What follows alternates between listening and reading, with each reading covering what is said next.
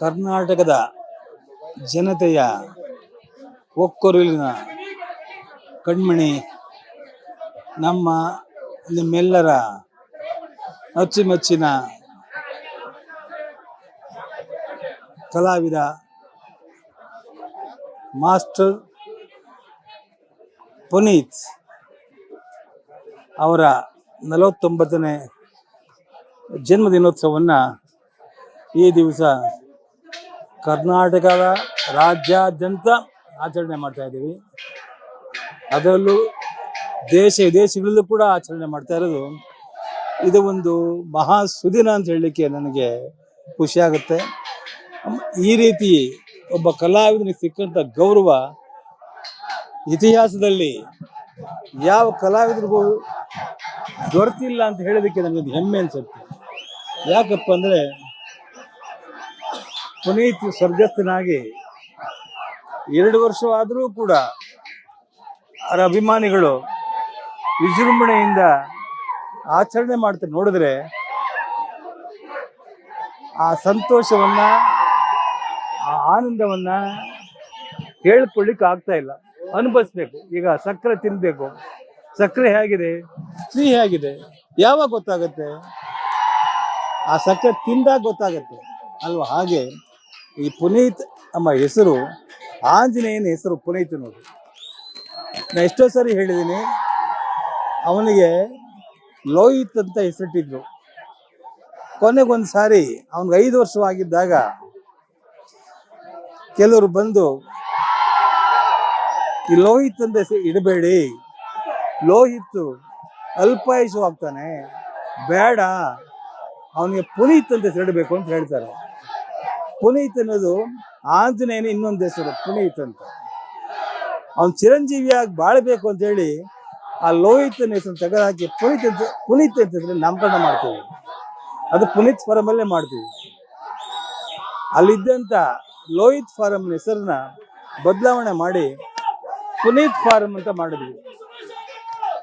ಅಂದಿನಿಂದ ಪುನೀತ್ ಆಗೇ ಬೆಳೆದ.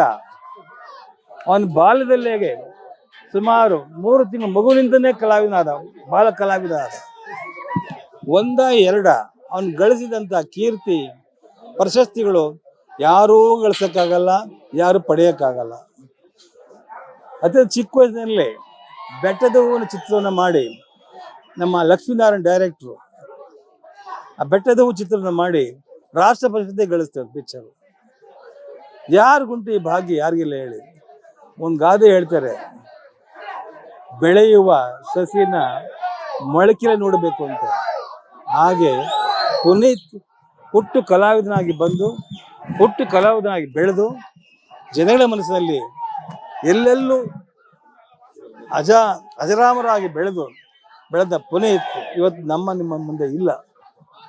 ಆದರೂ ಆ ನೆನಪು ಅವನು ಗಳಿಸಿದಂಥ ಕೀರ್ತಿ, ಅವನು ಮಾಡಿದ ಕೆಲಸಗಳು ನನ್ನ ನೆನಪಲ್ಲಿ ಉಳ್ಕೊಂಡಿದೆ.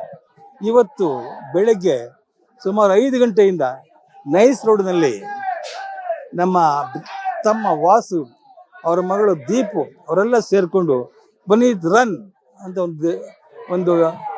ಒಂದು ಆಯೋಜನೆ ಮಾಡಿದರು. ಏನು ಬೆಳಗ್ಗೆ 5 ಗಂಟೆಯಿಂದನೂ ಕೂಡ ಲಕ್ಷಾಂತರ ಜನ ಭಾಗವಹಿಸಿ ಆ ರನ್ ನೋಡಿದ್ರೆ ಖುಷಿ. ಸುಮಾರು 20 ಕಿಲೋಮೀಟ್ರು. ಅಲ್ಲೊಬ್ಬರು ವ್ಯಕ್ತಿ ಸಿಕ್ಕಿದ್ರು, ಲಕ್ಷ್ಮೀನಾರಾಯಣ ಗೊತ್ತಿರೋ ಹೆಸರು, ಧನಂಜಯ್ ಅಂತ ಹೇಳಿ. 94 ವರ್ಷ ಮನುಷ್ಯನಿಗೆ, 94 ವರ್ಷದ ಮನುಷ್ಯ ಸುಮಾರು 20 ಕಿಲೋಮೀಟರ್ ರನ್ ಮಾಡ್ದ ಅಂತ ಹೇಳಿದ್ರೆ ಯೋಚನೆ ಮಾಡಿ. ಯಾವ್ದ್ರಿಂದ? ಆ ಪವರ್, ಆ ಪುನೀತನ ಹೆಸರಲ್ಲಿ ಏನು ಅಡಗಿದೆ ಪವರ್ ಅನ್ನು, ಆ ಪವರ್ ಇಂದ ಓಡ್ತಾ ಇದ್ದಾರೆ ಚಿನ್ನೇಗೌಡ್ರೆ ಅಂತ ಹೇಳ್ತಾರೆ. ಅಂದ್ರೆ ಈ ಪುನೀತನ ಹೆಸರು ಎಷ್ಟು ಮಟ್ಟಿಗೆ ಇಡೀ ದೇಶದಲ್ಲಿ ವ್ಯಾಪಿಸಿದೆ ಅಂತ ಹೇಳೋದಕ್ಕೆ ಇದು ಸಾಕ್ಷಿ. ಅಲ್ಲಿ ಮುಗಿಸ್ಕೊಂಡು ನಾವು ತಾನೇ ಬಂದ್ವಿ. ನಾವು ನಮ್ಮ ಬ್ರದರ್ಸ್ ಎಲ್ಲರೂ ಬಂದಿದ್ದೀವಿ ಇಲ್ಲಿ.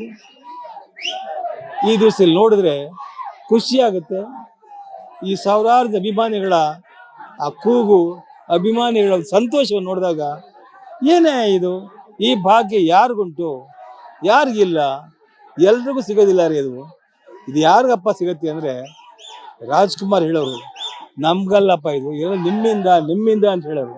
ನೀವು ಕೊಟ್ಟಿರ್ತಕ್ಕಂಥ ಬೆಳವಳಿ, ನೀವು ಕೊಟ್ಟಿರ್ತಕ್ಕಂಥ ಪ್ರೀತಿ, ನೀವು ಕೊಟ್ಟಂಥ ಆಶೀರ್ವಾದದಿಂದ ಇವತ್ತು ನಮ್ಮ ಹುಡುಗ ಇಷ್ಟರ ಮಟ್ಟಿಗೆ ಬೆಳೆದಿದ್ದಾನೆ.